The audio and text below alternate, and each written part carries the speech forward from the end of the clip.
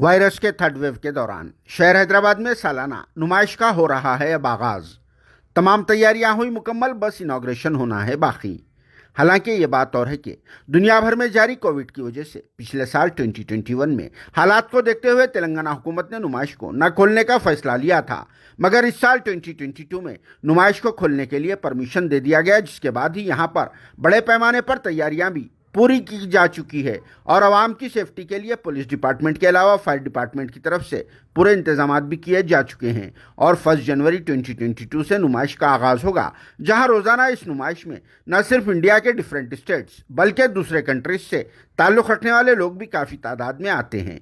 इस तरह से नुमाइश सोसाइटी के मुताबिक रोज़ाना हज़ारों की तादाद में लोग नुमाइश घूमने और शॉपिंग वगैरह के लिए आया करते हैं, जिसमें कौन किस वायरस से अफेक्टेड होगा ये किसको भी नहीं मालूम।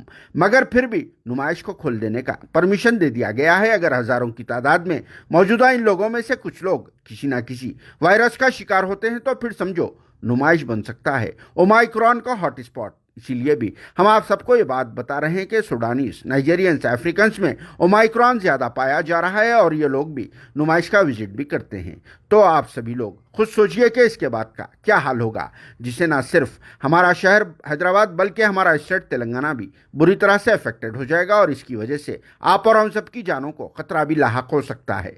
और अब इस नुमाइश में जाना मौत के कुएं में जाने के बराबर होगा। हालांकि इस नुमाइश में आवाम की दिलचस्पी के लिए एक मौत का कुआं हुआ करता है, मगर थर्ड वेव के दौरान हज़ारों की भीड़ में नुमाइश जाना सच में मौत के कुएं में जाने के बराबर होगा, क्योंकि एक दिन पहले ही यानी 30 दिसंबर 2021 को तेलंगाना हेल्थ डिपार्टमेंट से वाबस्ता डायरेक्टर डॉक्टर जी श्रीनिवास राव ने स्टेट की आवाम से अपील की है कि अगले 2-4 हफ्ते हम सबके लिए बहुत ही क्रूशल है और हम सबको वायरस से अलर्ट रहने के लिए मास्क लगाना और सोशल डिस्टेंसिंग पर अमल करना ज़रूरी होगा। इतना ही नहीं, डायरेक्टर डॉक्टर जी श्रीनिवास राव ने अपने बयान में मजीद कहा कि आवाम को भीड़ वाले मुकामात और दावतों में जाने से परहेज करना होगा। डॉक्टर जी श्रीनिवास राव का बयान 100% सच है।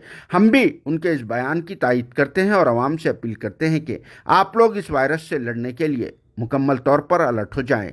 जिनके बयान से ये समझ में आता है कि नुमाइश में मास्क लगाकर दाखिला लिया तो जा सकता है, मगर हज़ारों की तादाद में जमा लोगों में से किसी एक को भी वायरस निकल गया तो तब क्या करना पड़ेगा।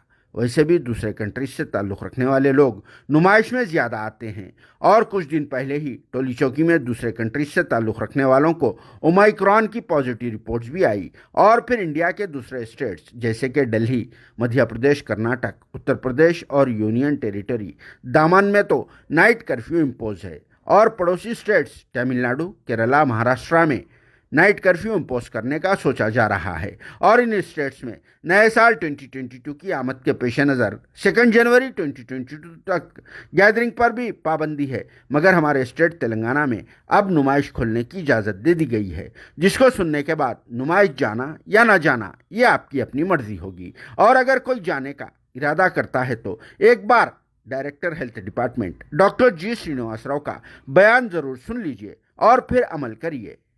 वैसे भी इस पर आप सबका क्या कहना है, कमेंट बॉक्स में ज़रूर जवाब देना। Bureau report, RS news, Hyderabad.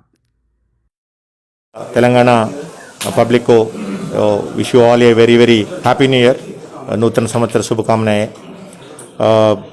और अभी लास्ट 2-3 दिन से अपना देश में और तेलंगाना राज्य में थोड़ा केसेस इंक्रीज़ हो रहे हैं, तो इसके वजह से आप जो भी है, कल न्यू ईयर फेस्टिवल है और उसके बाद और दूसरा फेस्टिवल्स भी है, ये टाइम पे आपको थोड़ा सेल्फ रिस्ट्रिक्शंस पालन करना पड़ता।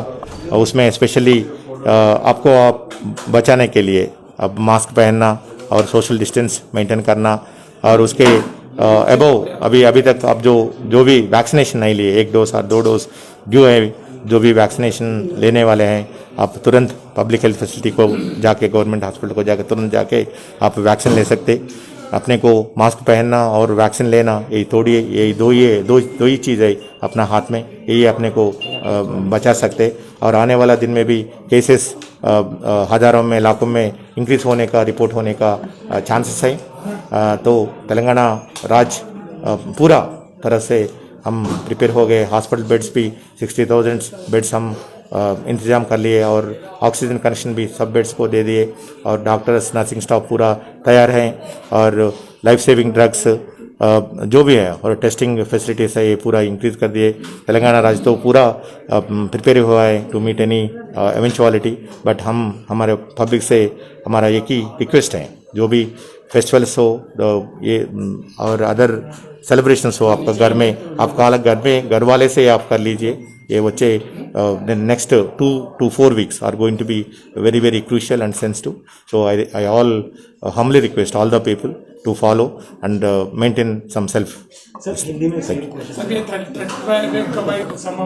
या अभी यही अभी जो केसेस इंक्रीज हो रहे हैं इसको ये हम थर्ड वेव का आरंभ बोल के बोल सकते हैं। Okay, definitely it's a starting for the third wave, but next 2 to 4 weeks are going to be very very crucial for all of us. Safety के लिए नाइट कर्फ्यू लगा लिया सर। नो इसका जरूरत नहीं है, नाइट कर्फ्यू और lockdown है पूरा, इसका ये सॉल्यूशंस नहीं है। अभी हमारे को 2 साल से हम इसके ऊपर इसके बारे में फाइट कर रहे हैं। हम सीख लिए कैसे इसको अटैक कर सकते हैं, कैसे इसको प्रिवेंट कर सकते हैं और पब्लिक को भी मालूम हुआ, पब्लिक भी सीख लिए इसको कैसे आपको सेल्फ को बचा सकते। तो आप ये पूरा सेल्फ डिसिप्लिन पालन करके अपन अपने को बचा सकते हैं और आल्सो तेलंगाना राज्य भी, तेलंगाना गवर्नमेंट भी इज कम्प्लीटली गेड अप। कल चैतन्य कॉलेज में भी ऐसे आते रहता। उसके लिए क्या कहेंगे साहब? नो कुछ भी बंद करने का जरूरत नहीं है।